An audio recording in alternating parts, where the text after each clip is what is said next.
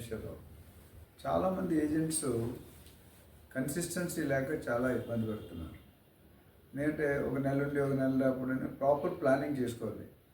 నేను detail video దీని నుంచి ఏమన్నా చేస్తాను.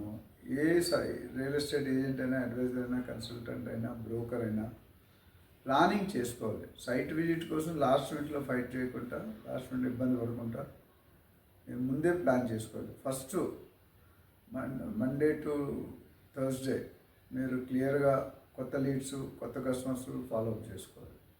కానీ ఫ్రైడే ఫుల్ డే నా ప్రకారం, నా అనుభవం ప్రకారం మీరు కంప్లీట్గా follow up calls, site visits, closings ఈ రెండింటి మీద ఫాలో చేయాలి. చాలామంది ఫాలో కావడం నేను చాలా మీటింగ్స్లో చూసాను. అడిగినప్పుడు చాలామంది సండేకే పరిమితం అవుతున్నారు సైట్ విజిట్స్కి. సండే ఒక్కటే కాదండి, యాక్చువల్లీ ఈ సైట్ విజిట్స్ మీరు స్ప్లిట్ చేసుకోవాలి. యావరేజ్ ఎవ్రీడే ఒకటి చేయాలి ఒక సైట్ విజిట్. యావరేజ్ చేస్తే కనుక మీకు, ఎందుకంటే మీరు వీకెండ్ పెట్టుకుంటే ఒక 5 పెట్టుకుంటే 10 పెట్టుకుంటే ఒక 2 వస్తారు, చాలామంది క్యాన్సిల్ చేస్తారు. రోజంతా వీక్ అంతా పెట్టుకుంటే మీకు ఎవరు కన్వీనియంట్ పెట్టి ఎవరికైనా వీలు అవుతుందా లేదా, మీకు వీలు అవుతుందా లేదా అని కాకుండా మీరు కస్టమర్కి 24/7 అవర్స్ అవైలబుల్ ఉండాలి. 24/7. లేదంటే customer will not be able to come according to your choice. You should adjust your time according to the customer availability. చాలామంది ఏంటంటే కస్టమర్ని లైట్గా తీసుకుంటారు. నో. ఇంకొకటి ఏంటంటే సైట్ విజిట్ చేసే ముందు you should have full clarity.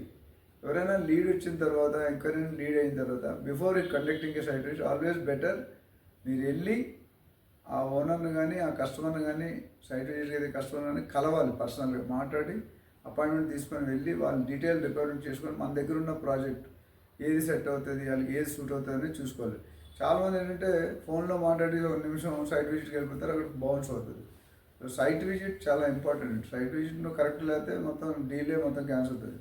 ఒకటి నేను చెప్పాను, సైట్ విజిట్లో మీరు చేయాల్సిన పని ఏంటంటే పర్సనల్గా కలిసి అర్థం చేసుకొని మీకున్న ప్రాపర్టీకి ప్రపోజల్ పంపించి వాళ్ళకి ఏమైనా ప్రపోజల్ పంచినప్పుడు మీరు distance, details, plot size, rate, approvals ఉన్నాయా లేదా, రేలా ఉందా లేదా అవి మెన్షన్ చేసి పంపించాలి.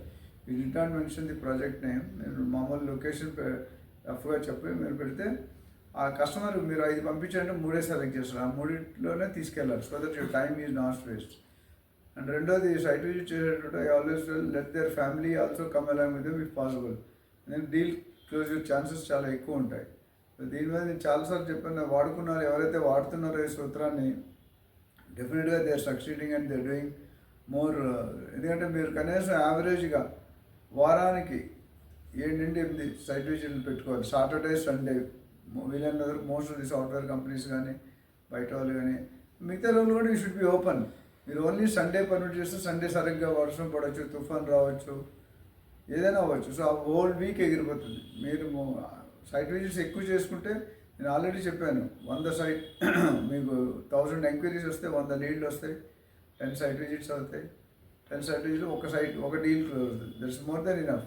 మీరు అలాగే ప్రతి వారం ఒక 10 సైట్ విజిట్లు వచ్చేటట్టు ప్లాన్ చేసుకుని మీరు మీ టీము మినిమం అయితే ఒక డీల్ గ్యారంటీ వీక్. ఒక డీల్ వారానికంటే మొత్తం 4 వీక్స్కి 4 డీల్స్. ఒక్కోసారి ఎక్కువ అవుతాయి. కొద్దిగా ఎక్స్పీరియన్స్ ఉన్న లీడర్స్ ఉంటే 1 వదిలి 2 కూడా అయ్యే ఛాన్స్ ఉంది. So let us take the minimum figure. వీక్కి ఒక డీల్ క్లోజ్ అవ్వాలి. 4 each deal you get 1.5 to 2 lakhs or 2.5 lakhs. So anywhere మీ మనీ 8 to 10 lakhs అనేది ఎక్కడికి పోదు నెలకి. సో ఈచ్ ఏజెంట్ అట్లా ప్లాన్ చేసుకుంటే కనుక డెఫినెట్గా it is going to have a win win situation. ఇది చాలా ఈ ఫార్ములా కానీ, ఈ సిస్టమ్ కానీ ఎవరైనా ఫాలో చేసినా డెఫినెట్గా యూ లెట్ బెటర్ రిజల్ట్స్. మీరు అనుకున్నంత అమౌంట్ అరేంజ్ చేసుకోవచ్చు. మీరు ఎప్పుడు కూడా హై అమౌంట్కి 10 అంటే 10K టార్గెట్ చేయకూడదు. 10లో ఒకటి కాబట్టి మేబీ 13, 14 కూడా చేసుకుంటే మీ టీం అంతా చాలామంది ఉంటారు, ఈచ్ టీమ్. సో ఇది ఈచ్ ఏజెంట్కి ఇచ్చిన ప్రిన్సిపల్ ఇది. కాబట్టి దీన్ని మీరు ఫాలో అవ్వండి. మీకు రిజల్ట్ రాకపోతే నా దగ్గర ఉంటే నేను మీకు ప్రూవ్ చేసి చూపిస్తాను. గత 3 దశాబ్దాలుగా చేస్తూనే ఉన్నాం. సో ఎప్పుడు ఫాలోఅప్ చేయాలి, ఎప్పుడు ఏ ఫాలోఅప్ చేయాలి, పాత కస్టమర్ని ఎప్పుడు మాట్లాడాలి, ఎగ్జిస్టింగ్ కస్టమర్ని ఎప్పుడు మాట్లాడాలి, కొత్త ఓనర్స్ని ఎప్పుడు మాట్లాడాలి, కొత్త ప్రాజెక్ట్స్ ఎప్పుడు చూడాలి, ఇవన్నీ కూడా ఒక ప్లానింగ్ అండి. ప్లానింగ్ లేకపోతే మాత్రం it is very tough. So దీని మీద ఏమైనా డౌట్స్ ఉంటే కాల్ చేయండి.